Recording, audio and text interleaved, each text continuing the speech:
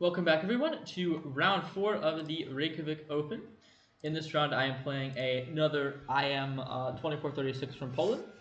I did some preparation for the game, and I made a decision that I'm going to play the Sicilian. And he played 92. This is a very, very unusual move. And the point is, I'm not going to reveal what I was planning to play if knight f3 because people might watch. But like, let's say I play like d6 or something. His idea is he's gonna go g3. This is his plan. He's gonna go bishop g2, and it's gonna be a better close Sicilian. He's gonna go c3 and d4. So I had prepared a line in this where I would play knight f6. I would attack the pawn. It's similar to a Nimzovich Sicilian, but the knight's on e2 and not f3, which is better. Which is actually a better version for me. Now he defends the pawn, which makes sense, because if he pushes, I go knight g4, and I'm going to round up this pawn in a minute. Knight bc3, d5, this is my prep, takes, and then here he plays d4. Now my preparation here, and I had this prepared because he played it like 2 rounds ago, is e5. This is my idea, and the point is takes, I take this. But he played knight c3, and then I take the pawn, and then he goes bishop to e3. There were a few different things, like, I was thinking during the game, because I only knew what to do against this. I'm like, what if he plays queen f3 or something? And I think I figured out that I was going to play this. But he was spending a lot of time here. I don't know if he didn't know what to do, or he was just trying to decide what to play. But I'm already up like 20 minutes. So I played bishop g4, which is my prep. Takes my queen, again, after like another 12 minutes of thought. So I'm already up like 35 minutes. Bishop takes d1, bishop takes d5, I take this pawn. And then here he spent another like 25 minutes to play rook c1. So I'm already up an hour on the clock. And I'm like, okay, well now I'm out of prep because my prep was king g2. So rook c1, I play bishop to f5 after not much thought, and then he plays this move knight to b5. Now my plan here, if he goes for the fork, was actually to play the move knight to c6. I thought about knight a6 to defend against the fork, but I didn't realize this just kind of sucks because after bishop c4, he just gets to develop. I mean, I'm defending the fork, yes, but I'm up a pawn, but like I have no development. This is not very good. So I played knight c6 instead, and the point is you can jump here in here to fork. I move my king over, and you can't really take this rook because I'm just going to take your bishop, and your knight's trapped. So if you like move the bishop back, I just go rook c8, and I'm gonna triumph with the knight. So takes the pawn, and I expected this. Bishop takes g7. I thought it was the best move. Takes knight d6. Now here it's apparently better for me to go king f8. I went king d7 in the game. King f8, my king is probably a bit safer. I just wanted to activate this rook, so I decided to go king d7. But as you'll see later, the king in the center might not be the best idea. So he takes the knight. I give a check. Bishop to e2, and then this is a position, a very, very important position. Here I can force a draw. I can force a draw with the move knight d4, and the reason it's a forced draw is because you have to take my knight. There's nothing better. I guess you could go knight e3, but that's just bad. So takes, I take with the bishop, and this is the most dead obstacle bishop endgame ever. Which is kind of funny, like all these games have been obstacle bishop endgames. These like last 3 games against IMs. But if I went for this, and this is just a draw. But I thought at this point that I was better, like a lot. I didn't know it was like equal, and I was like, I'm gonna play bishop d4, which is the best move, and play for the win. I didn't realize how my position was not like that much better. And then he plays rook c2, and I'm like, oh, easy, rook e5. Well, I expected knight g3 in the game, which is actually just like horrible. I don't know why I expected this, but I just feel like knight b4. My plan was this. But he played g4, and I was like, oh, he can't play this move for some reason. I thought, because I go here and I stop him from castling. This is what I thought during the game. Well, he just went king f1, and I'm in some trouble here. It's equal, but I have to make a decision now. My original thought was rook e4, which is the best move. Trying to come here, I just didn't like putting my rook here. And after like 15 minutes or something, I did go a6 because I was like, okay, I'll play a waiting move. In a lot of these lines, bishop b5 is a problem, so a6 can be nice. Bishop to f3 played. I played rook e1, which is not a good move. This is already where I start to go wrong. Here I need to go h5 or something, which I did think about. h3, and then I can maybe do this, where I can trade h for g, and as you'll see later, that might be more beneficial because it eliminates one of my weak pawns. But rook e1 is what I played, and then I took the rook, gave a check, and I played bishop e5. The point is, I'm trying to get out of this way, but this is just a bad move, and I already give my opponent an advantage. So rook takes c5, I take on b2, and then I just miss he has rook a5 here for some reason. Like, I just forgot this is a thing. Now, surprisingly, I'm not losing yet. I'm a little bit worse, but I'm like, okay, I'm gonna fight on, obviously. So I played bishop e5 after like 5 minutes. He takes my pawn, I play c5. I'm like, okay, I have one chance here, and it's my pawn on c5. Only chance for counterplay. Gives a check. Now, my original plan was actually to lose on the spot with king e6. I was gonna play this, and then I realized, oh wait, there's f4. Let's not do that. Because there's a skewer. So I played king c6. Knight e3, and this is already actually a mistake apparently. I played bishop d4, knight c2, and apparently if I go rook c1, this is actually just a draw. I don't know if it's easy, but I thought takes, and something like king f3, and he's just getting back to the pawn. I thought, oh, I could just cut off like this, because then yeah, you can't take my pawn. You have to go like here, and I guess this is just a draw. I thought about rook c1 here, but I thought I would do it in a better way. At least I thought it was better. I was going to play rook e2, because the point is I have to attack the knight. Because if I go like this, which is my first plan, he doesn't actually have to take. He can just... Well, here he has takes in rook a6. But like, let's say rook e8 or something. He does not have to take. He can take my f7 pawn, is the point. But knight c2, rook e2, takes, rook takes f7, and here I brought my rook back. Because I don't want to get hit with king f1. And it's still close to balanced, but it starts to get really hard. And actually here I thought I was completely lost for some reason. I was like, okay, I'm just going to lose all my pawns and lose. Okay, I thought the d pawn wasn't enough. The only chance I thought I had was if he somehow, if I somehow like get him to sack the rook for the d pawn and somehow build some blockade against the pawns and then like rook versus 4 pawns and I somehow make a draw. This is only the start of the endgame, by the way. There's a lot more. This is one of the most insane endgames I've ever played. So he plays rook f3. You can't really take this pawn. This just leads to an immediate draw after d3. Because if rook h3, I have rook d8. And it's, yeah, you have to give like checks. And yeah, you just have to give perpetual at this point. If you're white. But he goes rook f3.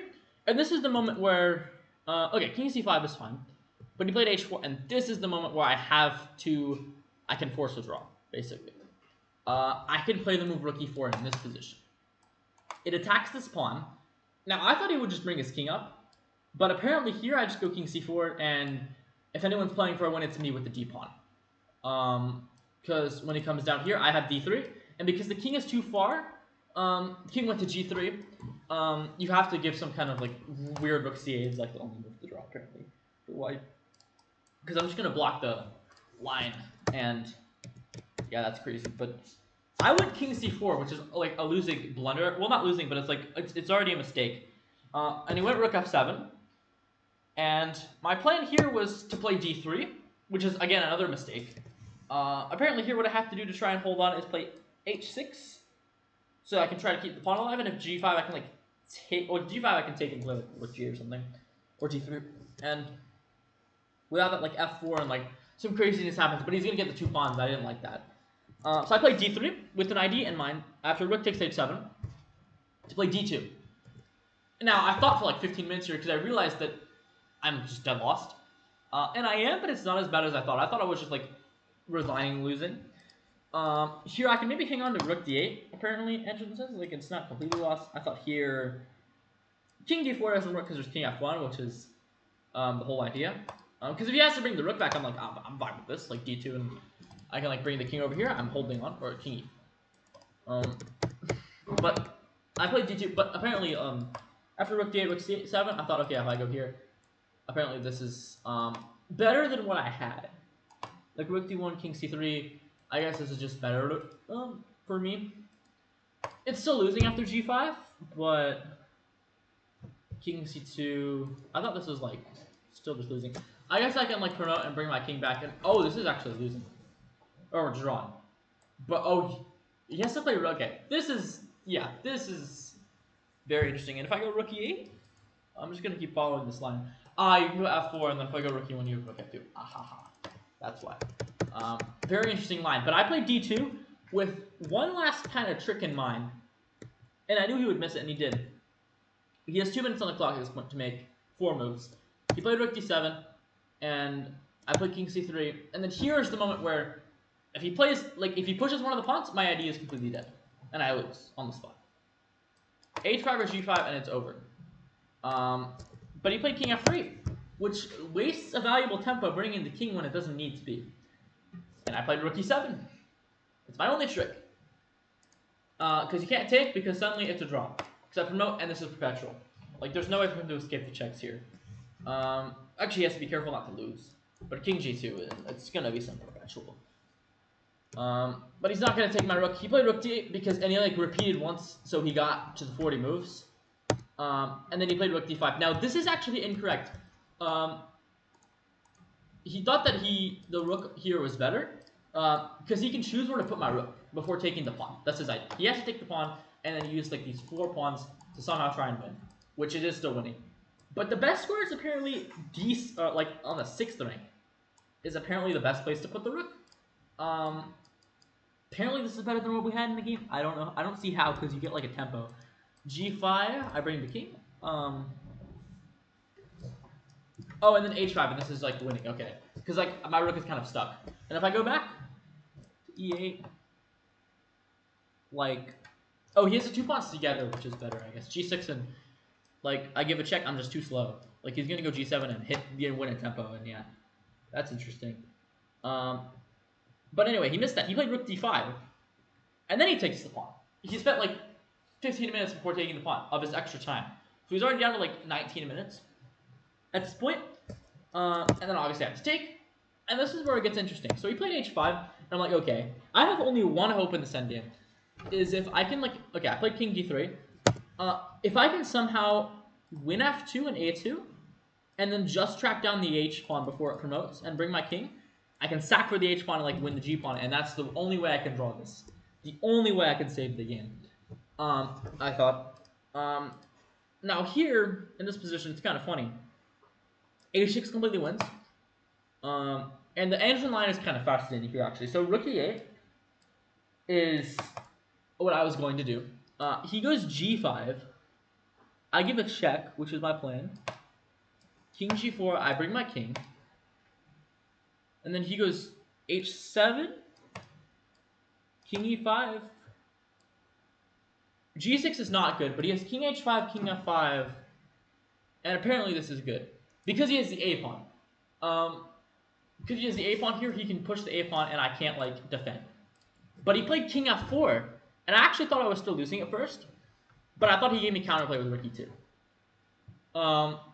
Rook e2 here now, and I'm getting in, like, I'm attacking both these pawns. Now, he plays f3, which is what I thought he'd play, because if he lets me get both pawns, just to illustrate, like, h6, this is an auto draw. Because I'm going to take this pawn. This is my only drawing hope, is I take this pawn too. Oh, sorry, not that. I take this pawn too, and after h7, I track down the h pawn. And I'm just in time to bring my king. And once I'm in contact with this pawn, it's over, because you can't really promote. You can't get out of the way. King g7, there's this, and like there's nothing. It's just an auto draw. So I have some tricks there, but he played f3, and I only have one drawing method. And I take the pawn, and you have to realize here that it's so scary to allow this, but it's actually just drawn. But this is not the end of the story. There's a lot more that happens in this game. There's like 21 moves left. So h6, and I thought I only had one drawing plan. Turns out I got a couple, but I went check because I want to be able to play king e3 and win this pawn, and then, like I said, like track down the h pawn and take the g pawn. That's my plan. King f5.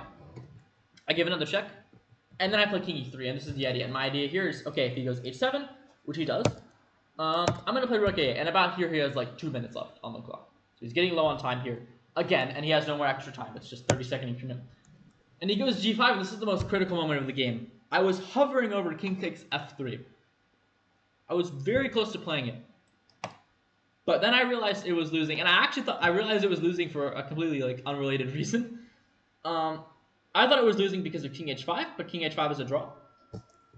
But he can just move out of the way like this, and I have no way to contain the king. And the point is he can run this way. Like if I give a check, oh, not king f7, sorry. It's king f5 that wins the game. And what's gonna happen is I'm not gonna play out the whole engine line, but there's some way that there's some way that queen versus rook happens, and I'm gonna lose that because I think my opponent knows how to win. But I have some tricks. But the only drawing move is king f4, and it's very, very interesting why this is a draw actually. It's the same kind of situation where he can't really like go for this because I'm gonna take, and it doesn't matter. There's an extra f pawn because his king is boxed, and I'm just gonna go win it. So it's like if he like somehow manages to sack, takes, I take this pawn, and I'll come back up and like win this pawn. It's a draw. So he played king h6, and you have to be accurate. King f5 was, I thought, the only move. Apparently, I also have rook a2 there, which is probably cleaner. Like if he plays king g6, I can play this. Yeah, this is probably a cleaner way to do things. But I went king f5, g6, king f6, and then I realized that this position is a total just like stalemate here because you can't play you can't play g7. The only hope is pushing the f1, and the idea is I have to shuffle like this: rook b8 and rook a8. This is my only plan. Now if he goes f5, this is the one last kind of trick he has maybe. I just go back, and yeah, this is the one last chance. But I can go king g7. And this endgame is a draw because I got my king in front of the pawns. And after king g5, I just go rook a5. And this is the best idea. Because I just give a check. I give checks until the king comes here and I can just blockade the pawn. I have to stop f6. If he gets f6, then I lose. But he played g7. He's going for the win still. Now here I thought it was just over. I was like, I'll play rook b1 and it's going to be a draw.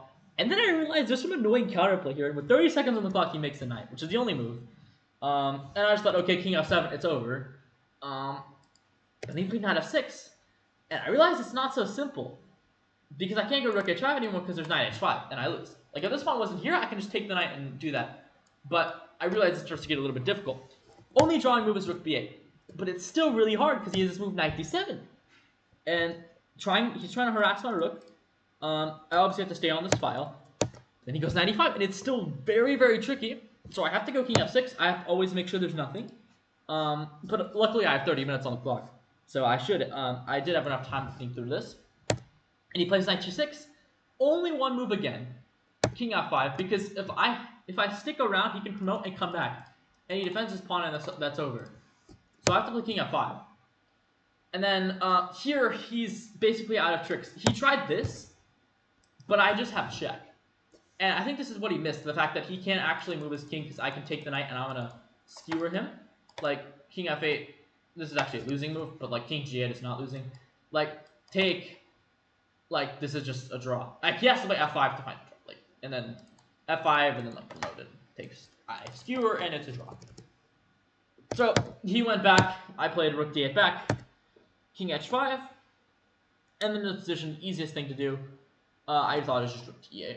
And there's one final trick that he has, and I didn't realize this, because if knight h4, then I just like take this pawn and then I can sack for this pawn, and it's just going to be a draw. So he played knight e7, and I'm like, there's still more tricks. I can't take the knight because he obviously promotes, but I went king f6. I can also take on f4, but king f6 is easy. Taking on f4, I have to calculate what if knight g8 works, and I had a feeling this is a draw. Like rook to e1, this is a draw. I'm coming here, but there's some tricks with like knight h6, king g6 knight. I didn't want to go. King f6 is easy because I'm coming here, and when I get to g7, there's no way the pawn's ever promoting. So he played this. I took the knight, king g7. In this position, I offered a draw, and he accepted because there's nothing to do. If he promotes, I take and walk up. If king g6, I just go rook h8, and it's over. Because f5, king e5, f6, I can just sack, and it's over. So, very, very insane round 4 game. In round 5, I'm going to play an 1880, which is kind of funny, but I'm going to be broadcast again, so I'll leave a link in the description for the game. So yeah, hope you guys enjoyed watching this recap, and I'll see y'all for the round 5 one tomorrow. All right, bye everyone.